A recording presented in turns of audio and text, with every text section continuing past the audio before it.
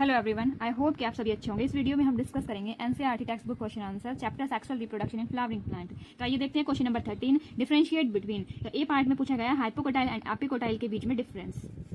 Hypocotyl and epicotyl के बीच में difference देखते हैं। First point is the region of the embryonal axis that lies between the radicle and the point of attachment of cotyledons is called hypocotyl. और epicotyl the region of the embryonal axis that lies between the plumule and the cotyledon is called epicotyl. तो आइए एक बार देख लेते हैं कि hypocotyl और epicotyl जो है कौन से पार्ट को बोला गया है। ये स्ट्रक्चर है एक सीड के, दोनों एक कोटिलेडन्स हैं और ये जो पार्ट है ये यहाँ टिप पे जो है ये प्रेजेंट है रेडिकल, और रेडिकल के ऊपर यहाँ है हाइपोकोटाइल रीजन, जहाँ से कोटिलेडन की अटैचमेंट है, यहाँ से लेके इस पार्ट तक जहाँ रेडिकल है ये पार्ट है हाइपोकोटाइल। ये पूरी एम्ब्रियोनल एक्सिस है और यहाँ जो है प्रेजेंट है एपिकोटाइल। यहाँ ऊपर टिप पे जो है वो प्लूम्यूल है जो कि आगे चल के शूट की फॉर्मेशन करता है, और ये वाला जो पार्ट है प्लूम्यूल से लेके point of attachment of cotyledon तक ये वाला पार्ट जो है ये एपिकोटाइल है। तो ये है हाइपोकोटाइल, हाइपो मीन्स बिलो और एपी मीन्स अबव। तो ऊपर वाला जो पार्ट है ये कोटिलेडन्स के लेवल से अबव जो है वो एपिकोटाइल है और हाइपोकोटाइल जो नीचे वाला है। Second point is hypocotyle pushes the seed above the soil in apigeal germination और epicotyle pushes the plumule above the soil in hypogeal germination।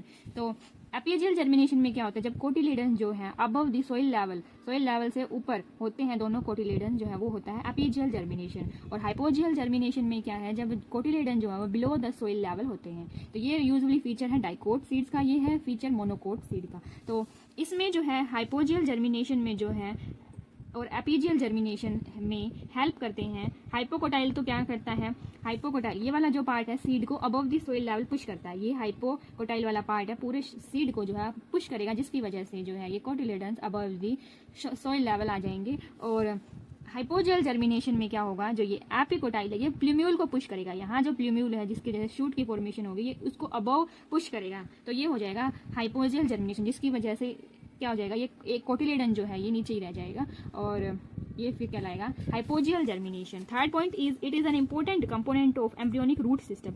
तो हाइपोकोटाइल जो है जो नीचे प्रेजेंट है तो वो रूट सिस्टम का जो एक इंपॉर्टेंट कंपोनेंट है, और एपिकोटाइल जो है ये इंपॉर्टेंट कंपोनेंट है शूट सिस्टम का।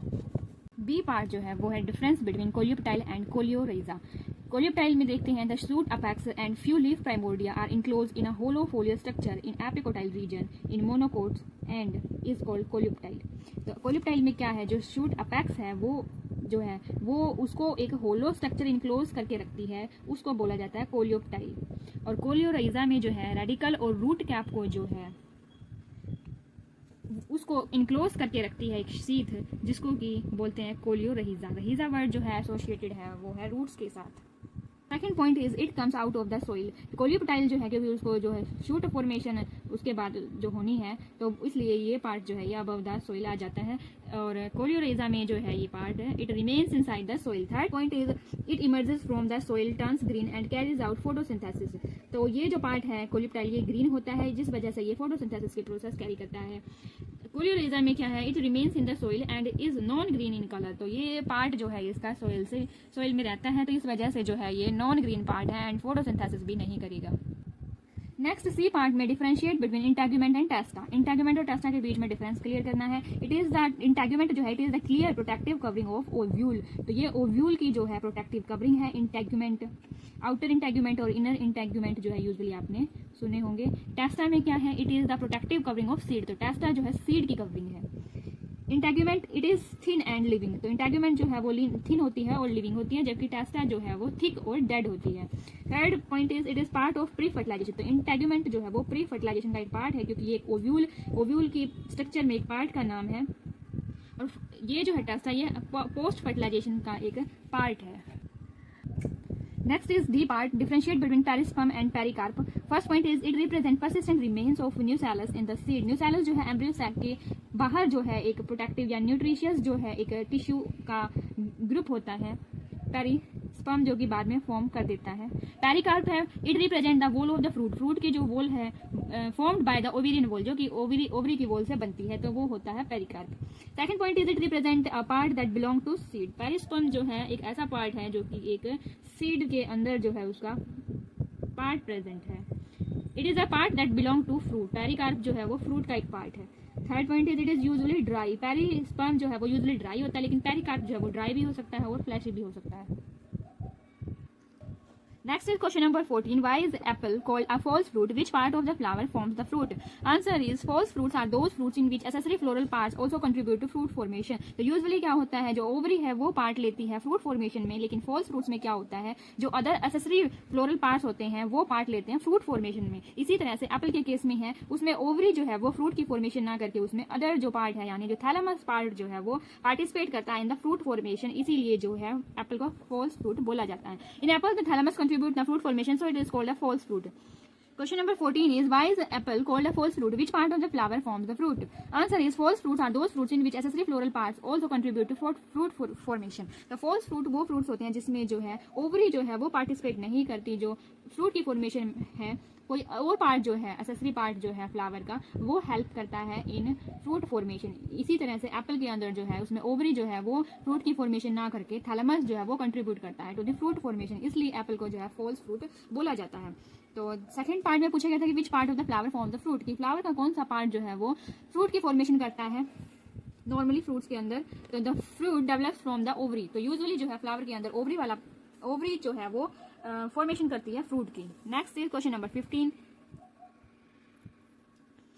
What is meant by emasculation? When and why does a plant breeder employ this technique? तो emasculation के बारे में पूछा गया है कि क्या प्रोसेस है ये. Answer is emasculation is a process of removal of stamens or anthers before anther dehisces from bisexual flowers in female parent. तो emasculation वो प्रोसेस है जिसके अंदर एंथर्स को जो है डहिस होने से पहले ही जो है रिमूव कर दिया जाता है एक बाइसेक्सुअल फ्लावर में. उस प्रोसेस को बोला जाता है emasculation.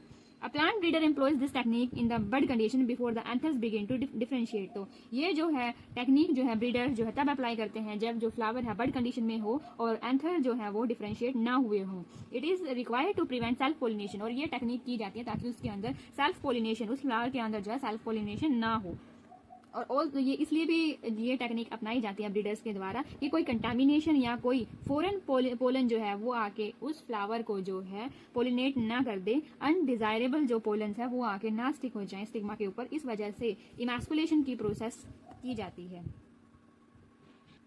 Question number 16. If one can induce parthenocarpy through the application of growth substances, which fruits would you select to induce parthenocarpy and why? तो इस क्वेश्चन में पूछा गया है कि अगर आप पार्थेनोकार्पी कोई फ्रूट बनाना चाहोगे तो आप कौन सा जो फ्रूट है उसमें इंड्यूस करवाना चाहोगे पार्थेनोकार्पी यानी सीडलेस जो है फ्रूट, कौन से फ्रूट बनाना चाहोगे. तो answer is only fleshy fruits like orange, watermelon, lemon etcetera should be selected as parthenocarpic fruits. तो इसके लिए जो है यूजुअली ऐसे फ्रूट्स को सिलेक्ट किया जाता है जो फ्लैशी फ्रूट्स होते हैं like orange, watermelon, lemon.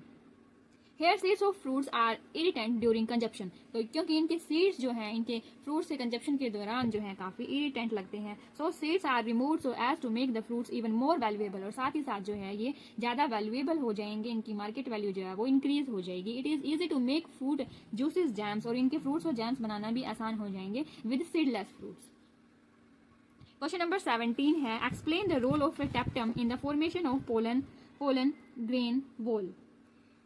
Tapetum का रोल पूछा गया है पोलन ग्रेन की वॉल फॉर्मेशन में, यानी पोलन के जो एक्साइन एंटाइन है उनकी फॉर्मेशन में जो है क्या रोल रहता है टैप्टम का. Answer is tapetum is the inner most wall layer of the microsporangium. तो माइक्रोस्पोरेंजियम जिसके अंदर पोलन्स बनते हैं उसकी जो है इनर मोस्ट लेयर रहती है. ये जो है नरिश करती है उन पोलन ग्रेन्स को जो कि माइक्रोस्पोरेंजियम के अंदर डेवलप हो रहे होते हैं. और साथ ही साथ जो पोलन ग्रेन की जो वॉल होती है उसको बनाने में भी टैप्टम का रोल रहता है. The cells of tapetum secrete ubisch granules that provide sporopollenin and other material for exine formation. तो टैप्टम जो है पोलन ग्रेन की जो आउटर लेयर एक्साइन है उसको बनाने में हेल्प करती है और सीक्रेट करती है. टैप्टम क्या सीक्रेट करती है? यूबिस्ट ग्रैन्यूल्स. ये स्मॉल स्फेरिकल बॉडीज होती हैं जो कि स्पोरोपोलिनिन प्रोवाइड करती हैं एक्साइन को एंड अदर मटेरियल भी जो है प्रोवाइड करती हैं जिसकी वजह से जो है एक्साइन की फॉर्मेशन जो है उसमें पोलन ग्रेन्स में हो जाए.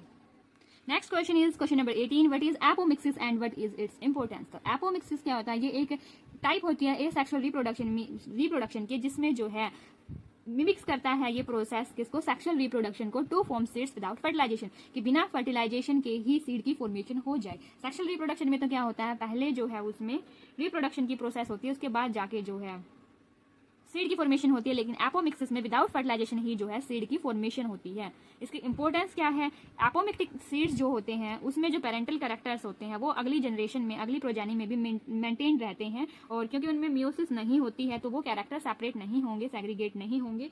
तो एपोमिक्टिक सीड्स इसलिए यूजफुल हैं.